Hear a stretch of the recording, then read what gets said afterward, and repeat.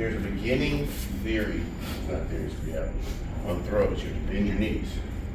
That is very true, but that is not the point. And I think a lot of times we think bending your knees is what we do during throws, and therefore the throw should work. And the bending of the knees has to serve a purpose. You're using the bending of your knees to achieve a thing. All right, the thing you're trying to achieve is, just hold on, is if he's bent this way because I did something, I'm filling that space. I'm not filling this space. I'm not filling this space. I'm filling that space. So you need patience also. So if you loosen them and hit them, take a second to assess the situation and see the shape you need to fill. And then you can almost get to that position where your knees will naturally be bent because it's the only way you can fill that space. All right, I mean, it's kind of future thinking. This is like high rank stuff, but you might as well start now. So the punch comes, whatever, blocking, loosen. That's his shape. Stay right there. For future thinking, that will dictate what your next move is. He's kind of back on his heels. You know what I mean? The shape he's assumed lends itself for different things than maybe a shoulder throw. This is also very important for ukis. Ukis are the people, you don't know, are people that throw the punch and they protect themselves from getting hurt without interfering with you doing what you do.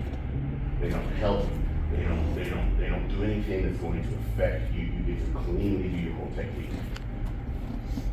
Doing the technique is called being tori in Japanese. All right, so if he's in this situation, you're in a fighting situation, you might switch.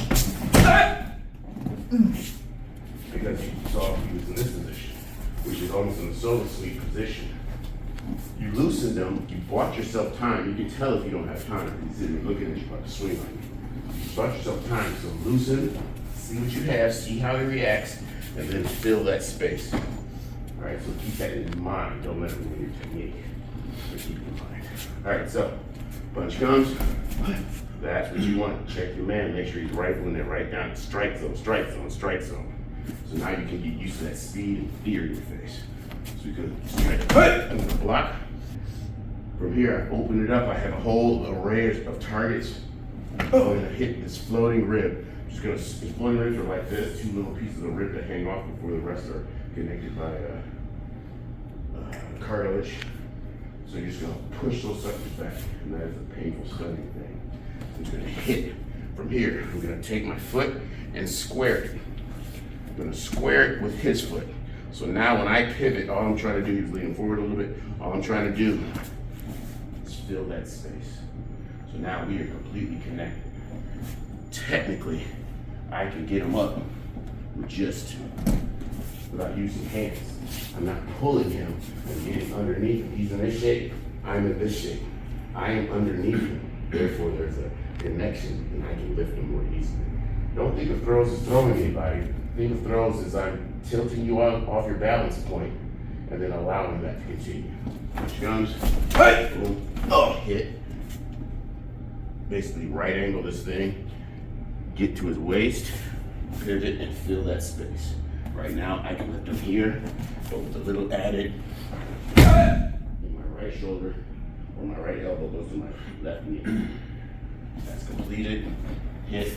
My preference is just dropping your weight into the punch, not just hitting with your arm, so that you know that thing's denting something.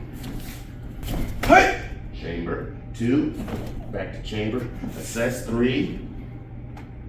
I just have him, my hand just goes right on his tailbone, and forward, fill that space. 5, straighten your knees, right shoulder, or the right elbow goes to the left leg.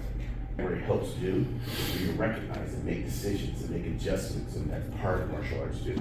Most throws you'll find yourself in will be he's on here and his hand happens to be here, and he's wrestling, you just tilt him. You'll find yourself places that are familiar.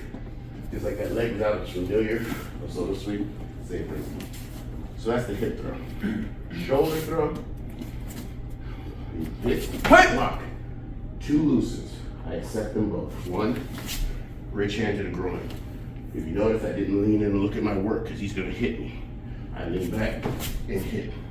But you see how low he is. It's going to be hard to get under this. You have to think about that. foot to foot, same principle. I'm gonna fill that space. I'm gonna come under the arm, grab the shoulder, fill the space. Right shoulder to left knee.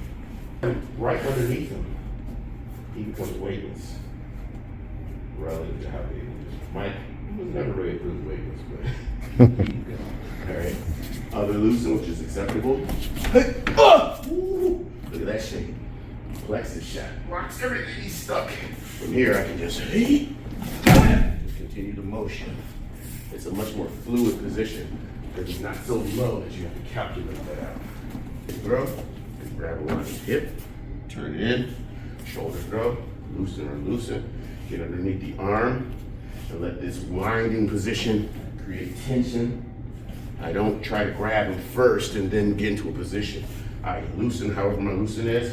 I grab shoulder, and my turning into this shape creates tightness. We are now locked. So now if I just continue on, he has to go. Throw again. Hey! Ooh! Block. We'll support this. Throw the punch. Hey! If I don't move, it's gonna break my face.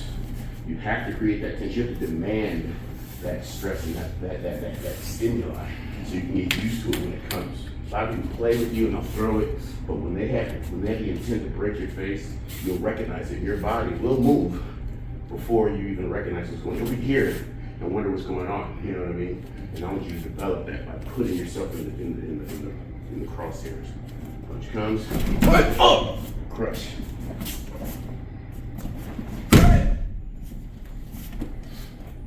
You're here, boom, and he's finished his job. Move on. You don't sit there and hold position.